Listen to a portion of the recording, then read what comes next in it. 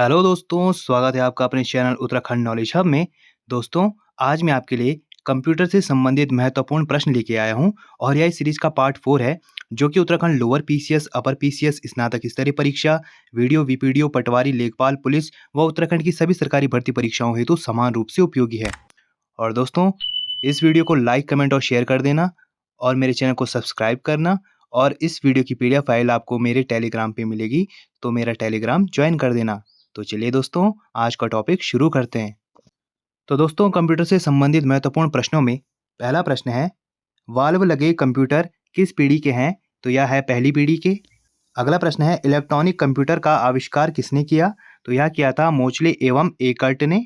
अगला प्रश्न है, आधुनिक कंप्यूटर में प्रयोग किए जाते हैं, तो इसमें VLSI यानी very large scale integration use किए जाते हैं। अगला प्रश्न है, माइक्रो कंप्यूटर को कहते हैं, तो इसे कंप्यूटर ऑन ए चिप कहते हैं। अगला प्रश्न है, इंटीग्रेट सर्किट किससे बनाई जाती है? तो यह सिलिकॉन से बनाई जाती है। अगला प्रश्न है, ENIAC का पूरा नाम क्या है? तो इसका पूरा नाम है electronic numeric integrator and calculator. अगला प्रश्न है, विश्व का सबसे पहला सुपर कंप्यूटर बना था? तो यह 1979 में बना था। अगला प्रश्न है, व्यक्तिगत तौर पर किस कंप्यूटर का प्रयोग किया गया? तो यह किया गया माइक्रो कंप्यूटर का।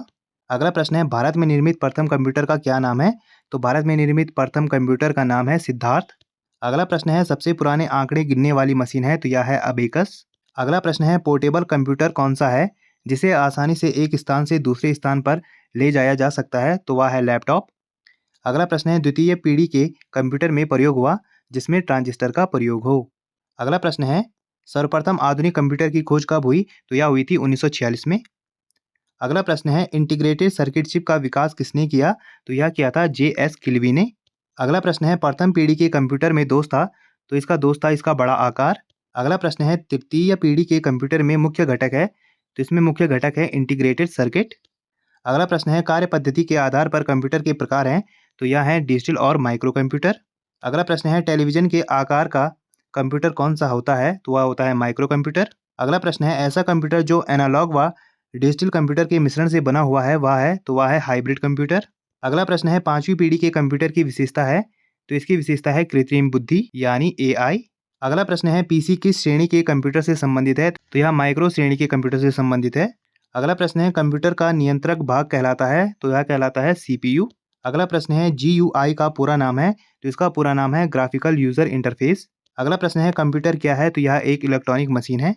अगला प्रश्न है, सबसे तेज कंप्यूटर होता है? तो वह होता है सुपर कंप्यूटर। अगला प्रश्न है, माइक्रो प्रोसेसर किस पीढ़ी का कंप्यूटर है? तो यह चतुर्थ पीढ़ी का कंप्यूटर है। अगला प्रश्न है, पहला भारतीय कंप्यूटर सर्वप्रथम कब कहाँ लगाया गया था? तो यह लगाया गया था इंडियन सांख्यिकी संस्थान कोलकाता में। अगला प्रश्न है, भारतीय सुपर कंप्यूटर परम 10,000 का उद्गम किस सन में हुआ? तो इसका उद्गम हुआ था 1998 में। अगला प्रश्न है, डिजिटल कंप्यूटर किस सिद्धांत पर कार्य करता है? तो यह गणना के सिद्धांत पर कार्य करता है। अगला प्रश्न है, सर्वप्रथम पंच कार्ड का प्रयोग किसने किया था? तो यह जोसेफ मेरी ने किया था। अगला प्रश्न है, एकीकृत परिपथ के आविष्कार से किस पीढ़ी का जन्म हुआ? तो यह हुआ था तृतीय पीढ़ी का। अगला प्रश्न है, आधुनिक डिजिटल कंप्यूटर में किस पद्धति का उपयोग किया जाता है? तो यह किया जाता है द्विआधारी अंक पद्धति का। अगला प्रश्न है, भारत में विकसित परम सुपर कंप्यूटर का विकास किस संस्था ने किया है? तो यह किया है CDEC संस्था ने। अगला प्रश्न है, डाटा स्टोर करने और कैलकुलेशन करने के लिए कंप्यूटर का उपयोग करता है? तो वह करता है बाइनरी। अगला प्रश्न है, कंप्यूटर द्वारा किया गया बुनियादी कार्य है? तो यह है आंकिक कार्य, तार्किक कार्य और डेटा संग्रहण। अगला प्रश्न है, कंप्यूटर की भौतिक बनावट कहलाती है? तो यह हार्डवेयर कहलाती है। अगला प्रश्न है, कीबोर्ड पर 0 से 9 लेबल वाली की को कहते हैं? तो इन्हें न्यूमेरिक कीज कहा जाता है। अगला प्रश्न है, गणना संयंत्र अबेकस का आविष्कार किस देश में हुआ? तो यह हुआ था चीन में। अगला प्रश्न है, Ctrl+V कुंजी को प्रेस करने पर क्या होता है? तो इससे सिलेक्ट की गई आइटम या क्लिपबोर्ड में पेस्ट हो जाती है। अगला प्रश्न है, फाइल एक्सटेंशन किस लिए इस्तेमाल होते हैं? तो यह फाइल टाइप को आइडेंटिफाई करने के लिए इस्तेमाल होते हैं। अगला प्रश्न है, एप्लीकेशन से कॉपी किया गया डाटा उदाहरण है? तो यह है क्लिपबोर्ड का। अगला प्रश्न है, लोटस में बनी फाइल को क्या कहते हैं? तो इसे वर्कशीट कहते हैं। अगला प्रश्न है, विद्यमान डॉक्यूमेंट में परिवर्तन करने को डॉक्यूमेंट कहा जाता है? तो इसे एडिटिंग कहा जाता है। अगला प्रश्न है, टेक्स्ट की फॉर्मेटिंग से तात्पर्य है? तो इसे तात्पर्य है lining space, text spacing, margin change. हम इससे टेक्स्ट का फॉर्मेट जो है एडिट कर सकते हैं, इसे टेक्स्ट फॉर्मेटिंग कहते हैं। अगला प्रश्न है, किसकी सहायता से एनिमेटेड कैरेक्टर MS वर्ड में आते हैं? तो यह ऑफिस असिस्टेंट की मदद से आते हैं। अगला प्रश्न है, यदि पहले सेव किया गया फाइल एडिट किया जाए तब परिवर्तन को स्टोर करने हेतु फाइल फिर से सेव करना जरूरी है। अगला प्रश्न है, सभी डिलीट फाइलें जाती हैं तो यह रिसाइकिल बिन में जाती हैं। अगला प्रश्न है, टास्क बार स्थित होता है तो यह स्क्रीन के तल पे स्थित होता है। अगला प्रश्न है, किसी ऑब्जेक्ट की प्रॉपर्टीज को एक्सेस करने के लिए माउस की कौन सी तकनीक प्रयोग करनी चाहिए, तो यह होता है राइट क्लिक। अगला प्रश्न है, किसी विशिष्ट कार्य को करने के लिए कौन सी कुंजी के साथ कॉम्बिनेशन में प्रयुक्त करनी चाहिए, तो यह करते हैं कंट्रोल के साथ।